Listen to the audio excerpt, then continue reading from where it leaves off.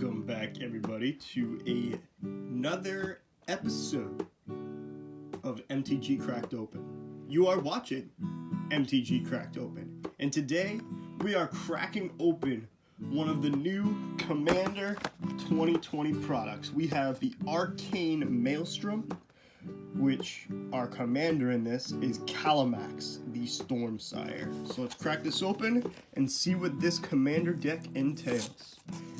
If you haven't checked it out, watch the other Commander 20 box we opened, which was the Timeless Wisdom, which featured Gavi, which has to do with cycling.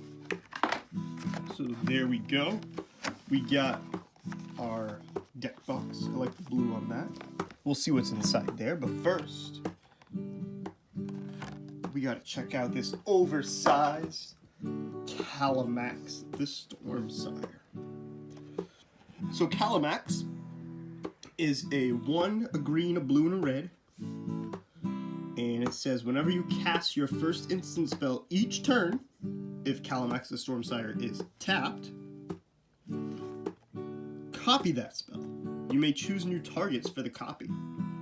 Whenever you copy an instant spell, put a +1/+1 counter on Kalamax. Now let's see what is inside this box. So first up, we got what the Arcane Maelstrom deck is about. We will read that later. We have a spin down counter, which I learned from the last Commander pack. You got 40 through 21 on this side, 40 through 21, and on the back side, you get 20 to 0.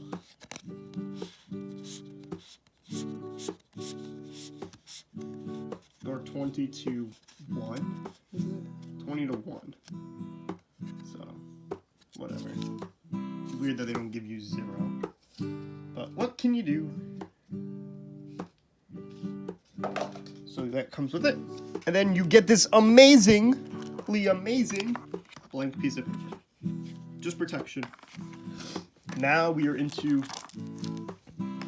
the actual deck.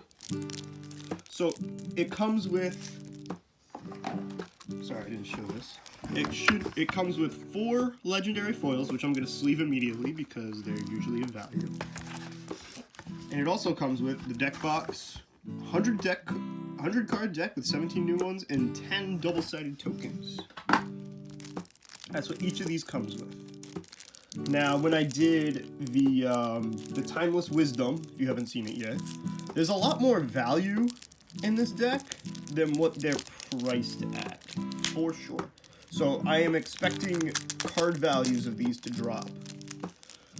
Timeless Wisdom came out to close to $100, maybe a little over $100. And if you're buying them at your local LGS or your local game store, you can get them for about 39, maybe 40 bucks a piece, each deck. So if they're worth about, say, after the end of Core 2020, they're worth maybe like 60 bucks.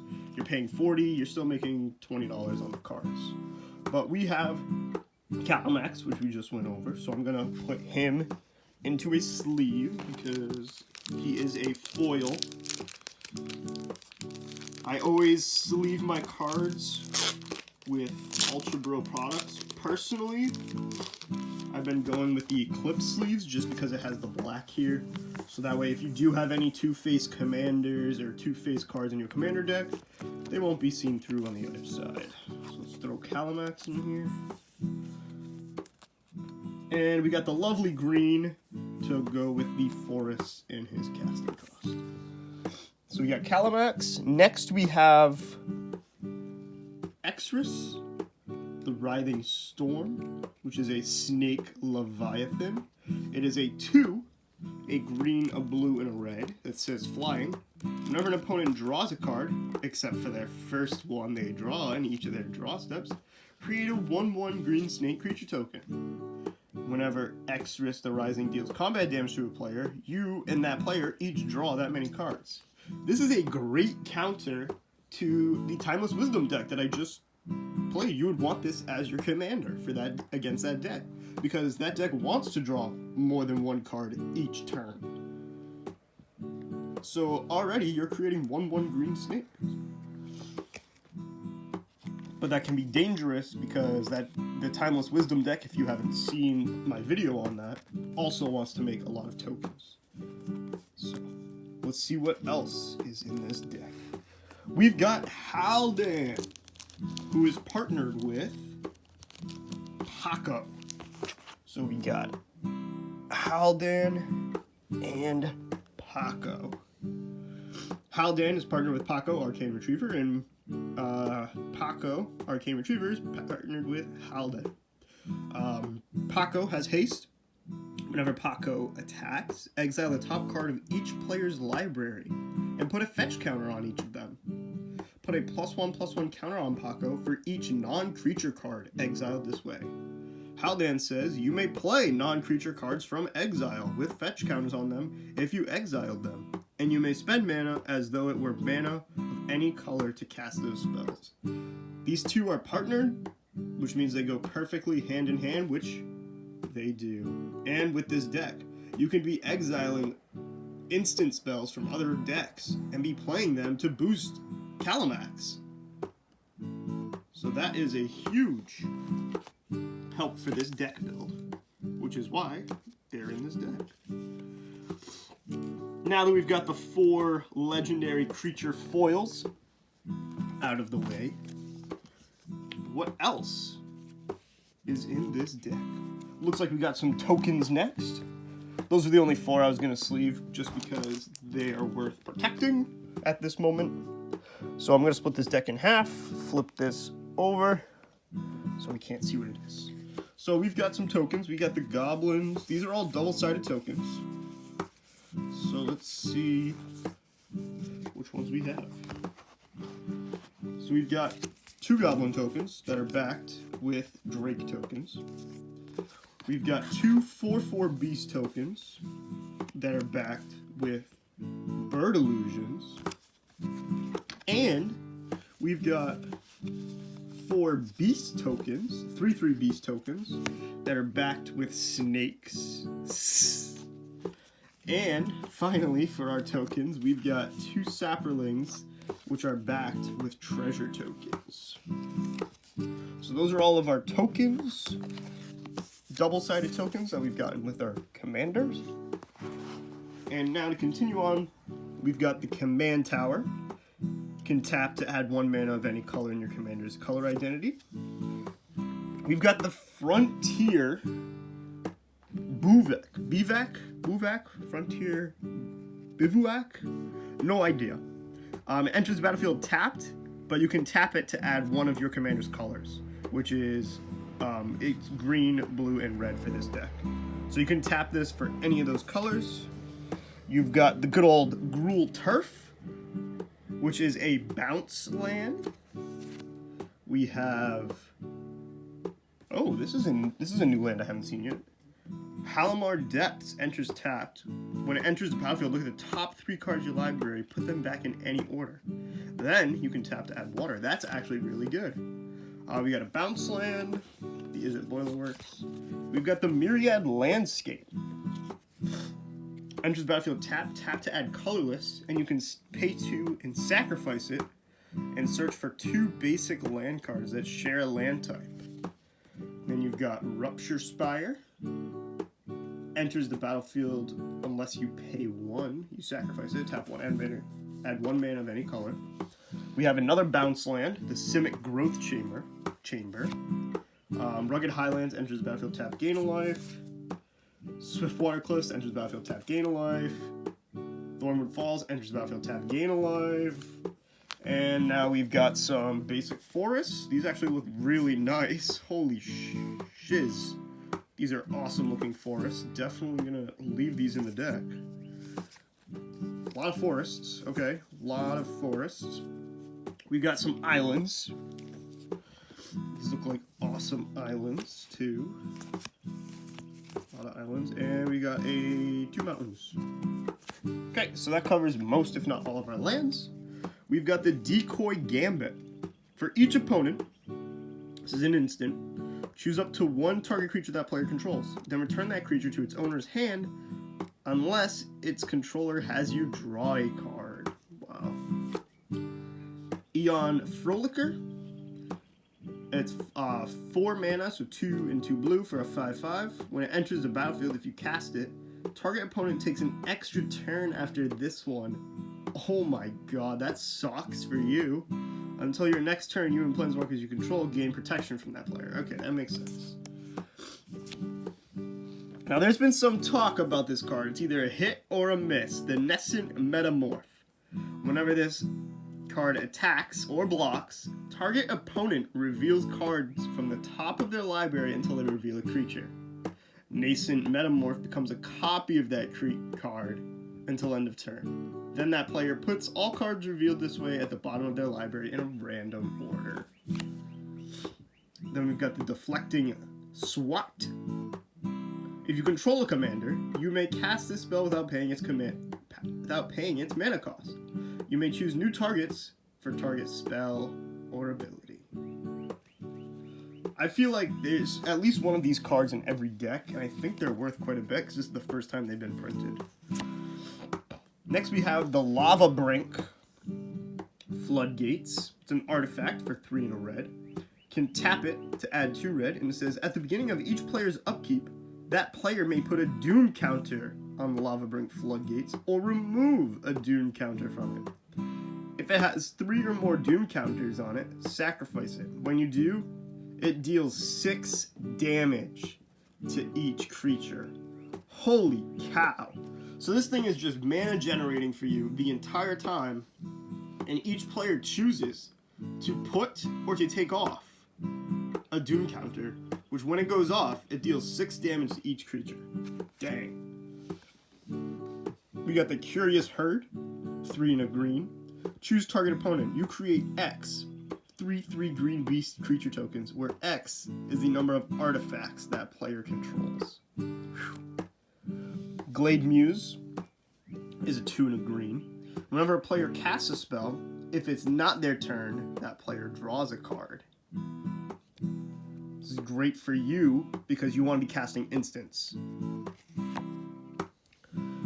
We got a 7 mana cost here, a 5 and 2 greens for a 3/3.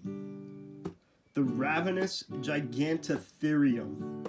It has Devour 3. As this card enters the battlefield, you may sacrifice any number of creatures. This creature enters the battlefield with 3 times that many +1/+1 counters on it. So you sacrifice 2 creatures, that's 6 +1/+1 counters on this. Wow. When Ravenous Gigantotherium enters the battlefield, it deals X damage divided as you choose among 2 X target creatures, where X is its power. Each of those creatures deals damage equal to its power to Ravenous Gigantotherium. Interesting.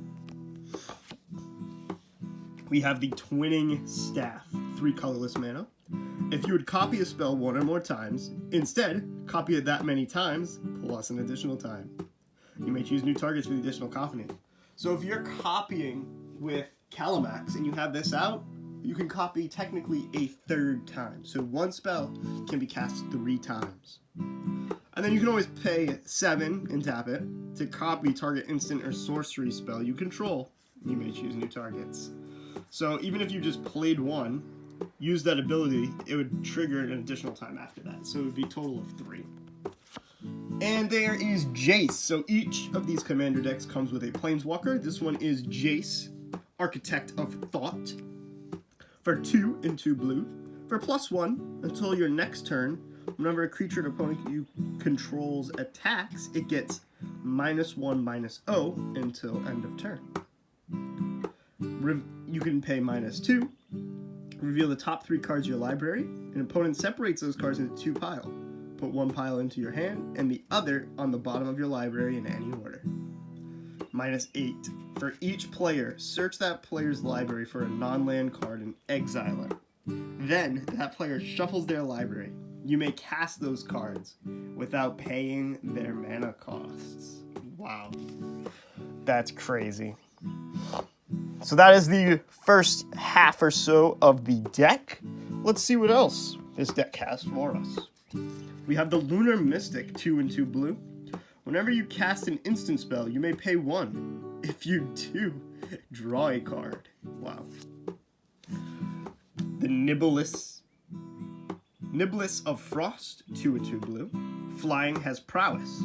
Whenever you cast a non-creature spell, this creature gets +1/+1 until end of turn. Whenever you cast an instant or sorcery spell, tap target creature an opponent controls. That creature doesn't untap during its controller's next untap step. Wow. What a card there. Swarm Intelligence, 6 and a blue. For an enchantment, whenever you cast an instant or sorcery spell, you may copy that spell. You may choose new targets for the copy. Wow. Wowza, wowza. We've got Talrand, Sky Summoner, 2 and 2 blue. Whenever you cast an instant or sorcery spell, create a 2/2 blue Drake creature token with flying. We've got Chaos Warp, 2 and a red. The owner of target permanent shuffles it into their library, then reveals the top card of the library. If it's a permanent card, they put it onto the battlefield.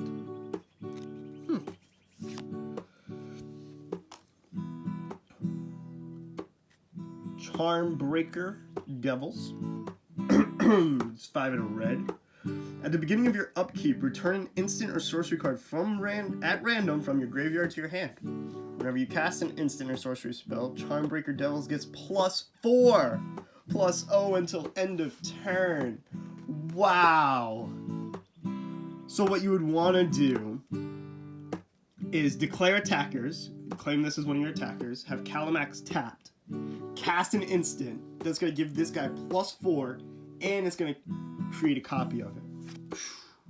We've got Comet Storm, multi-kicker for 1. So it's X in 2 red with a multi-kicker for 1. You may pay an additional 1 any number of times as you cast this spell. So say we chose X to be 5, we paid the 2 is 7, we kicked it twice. Choose any target, then choose another target for each time the spell was kicked. It deals X damage to each of them. So say we paid 9 mana total. 5 for the X, 2 for the 2 required, and then 2 for multi-kicker. You choose 3 targets and deal 5 damage to each of them. That's crazy. Commune with Lava, another X in 2 reds. Exile the top X cards of your library until the end of your next turn. You may play those cards. We've got the Dualcaster Mage, 1 and 2 red, has Flash, 2/2. When Dualcaster Mage enters battlefield, copy target instant or sorcery spell. You may choose new targets. This is all about copying spells. And we have a monster of a beast here. Etali Primal Storm, 4 and 2 red, 6/6. Whenever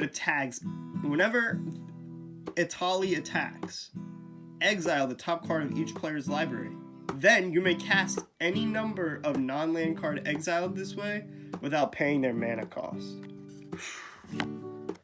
We got the Goblin Dark Dwellers, 3 and 2 red for a 4/4. They have Menace. When Goblin Dark Dwellers enters the battlefield, you may cast target instant or sorcery card with converted mana cost 3 or less from your graveyard without paying its mana cost. If that card would be put into your graveyard this turn, exile it instead. And we have the Starstorm, X in 2 reds. Starstorm deals X damage to each creature. Wow. That's an even better version of the other one we just saw. I'm just going to straighten up my pile there quickly. And then we'll be back. Alright, and we are back. I reorganized a little bit, and we are back with Strength of the Tajaru. X in 2 greens with the multi-kicker. Choose target creature, then choose another target creature for each time the spell was kicked. Put X +1/+1 counters on each of them. Holy cow. We've got the Artful Artifact Mutation, which is just a red and a green. Destroy target artifact. It cannot be regenerated. And then create X 1/1 green Saproling creature tokens, where X is that artifact's CMC, or converted mana cost. We now have the Djinn Illuminatus. Okay. It's 5, a blue, and a red, or a red, for a 3/5, so 7 mana total. It's flying. Each instant and sorcery spell you cast has Replicate. The Replicate cost is equal to its mana cost. When you cast it, copy it for each time you paid its Replicate cost. You may choose new targets for the copies.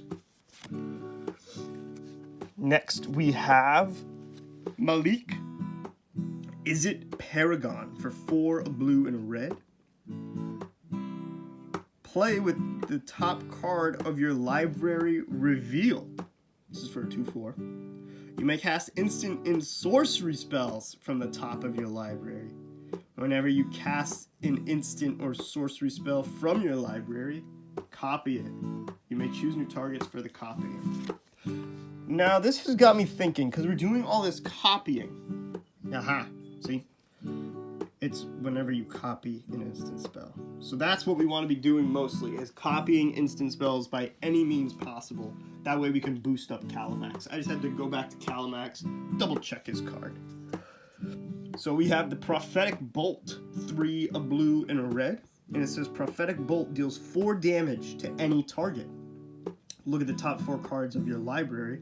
Put one of those cards into your hand, and the rest on the bottom of your library in any order. Next we have Rashmi, Eternity's Crafter, 2, a blue, and a green for a 2/3, and it says whenever you cast your first spell each turn, reveal the top card of your library.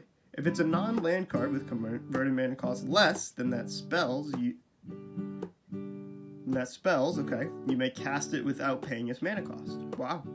If you don't cast the revealed card, put it into your hand. Wow. Look at all these legendary creatures, too. Wart, the Raid Mother, 4. And then you have the choice of either red or green for each of those. It's a 3/3. When Wart, the Raid Mother, enters the battlefield, create 2 1/1 red and green Goblin Warrior creature tokens.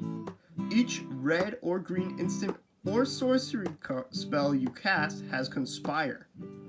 As you cast the spell, you may tap 2 untapped creatures you control that share a color with it. When you do, copy it, and you may choose new targets for the copy.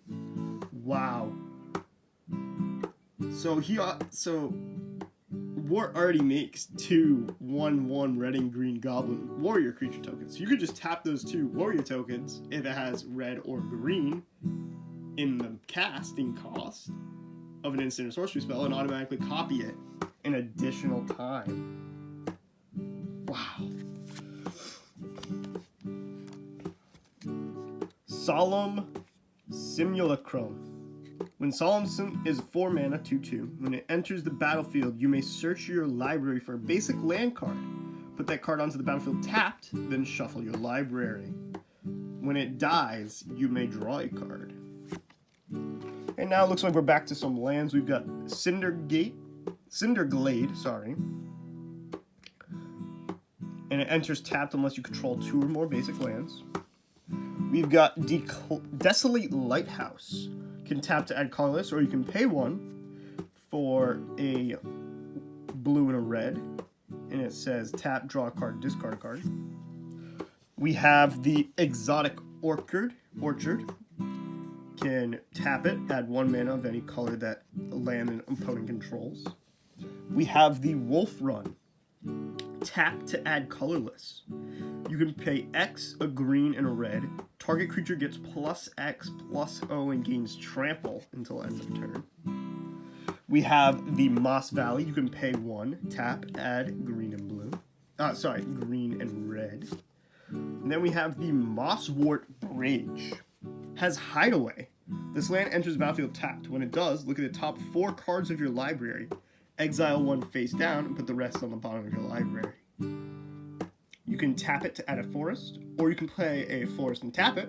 You may play the exiled card without paying its mana cost if creatures you control have total power 10 or greater. We've got the Oran Reef, the Castaway, the Vastwood, sorry. Oran Reef enters the battlefield tapped. You can tap it to add a forest, or you can tap it to put a +1/+1 counter on each green creature that entered the battlefield this turn. Holy cow! That is insane. That's an insane ability right there. Jeez. We've got the Scavenger Grounds. It is a tap to add a colorless. You can pay 2 and tap it, sacrifice it, exile all cards from all graveyards. Wow. We've got the Yavimaya Coast, tap to add colorless. This is a pain land. Then you can tap, add forest or plains, and it deals 1 damage to you. We've got some mountains here mixed in. And then we've got the Bonder's Ornament. We saw this in Timeless Wisdom. You can tap it, add 1 mana of any color. 4 and tap it. Each player who controls a permanent named Bonder's Ornament draws a card. Arcane Signet, 2 mana tap. Add 1 mana of your color add 1 mana of any color in your commander's color identities. And then we got the Command Sphere. So I feel like now all the cards I think are going to be same for each commander deck. Let's see. We got Command Sphere. Lightning Greaves. This is a new one for this deck here. Lightning Greaves. Equipped creature has haste and shroud. It costs 0 to equip it. And you can pay 2 just to get this on the battlefield. Wow. We got the good old Soul Ring. Clash of Titans. So it is not the same from here on out. 3 and 2 red. Target creature fights another target creature. We got Channeled Force. As an additional cost, it's a 2, a blue, and a red. And it says, as an additional cost to cast this spell, discard X cards. Target player draws X cards. And Channeled Force deals X damage to up to 1 target creature or planeswalker. We've got the Primal Empathy. For 1, a green, and a blue. It says at the beginning of your upkeep, draw a card if you control a creature with the greatest power among creatures on the battlefield. Otherwise, put a +1/+1 counter on a creature you control. We've got the Psychic Impetus, which we saw in the Timeless Wisdom.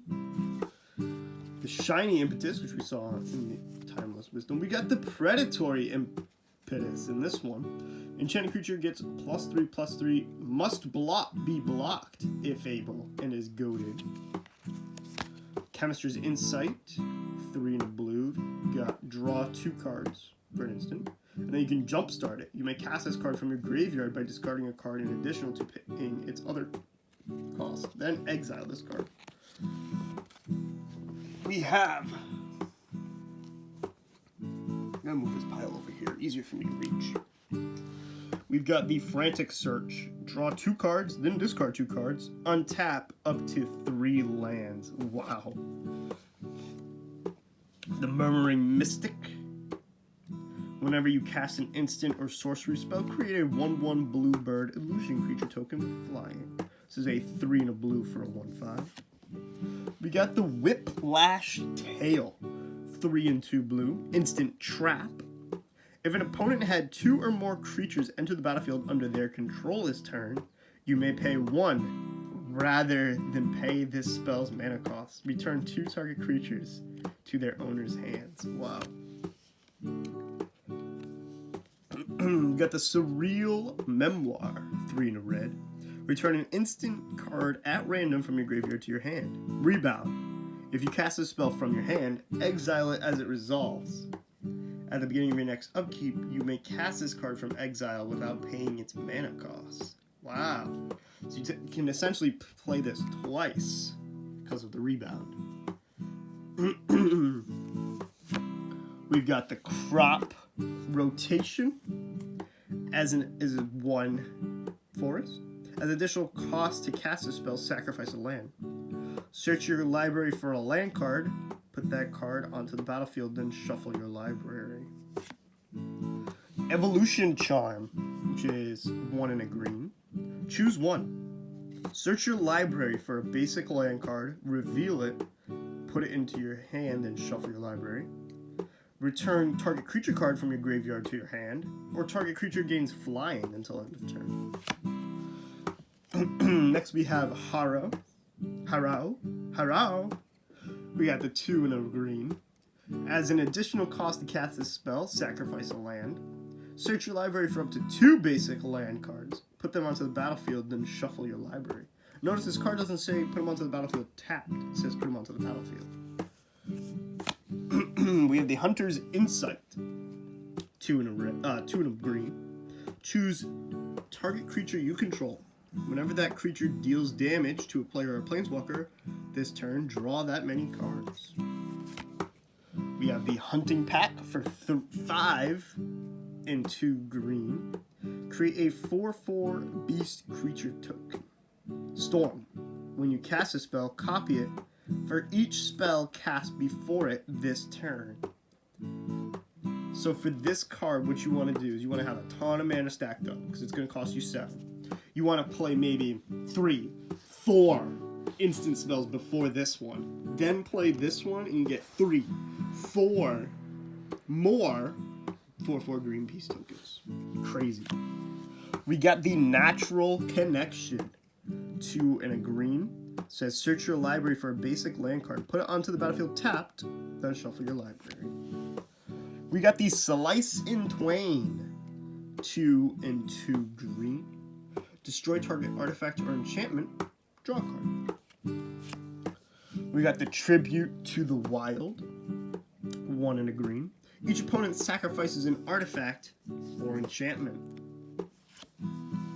We have the Wilderness. This is just a blank card. I'm going to put it off to the side. We got the Wilderness Reclamation. 3 and a green. This says at the beginning of your end step, untap all lands you control. Dang.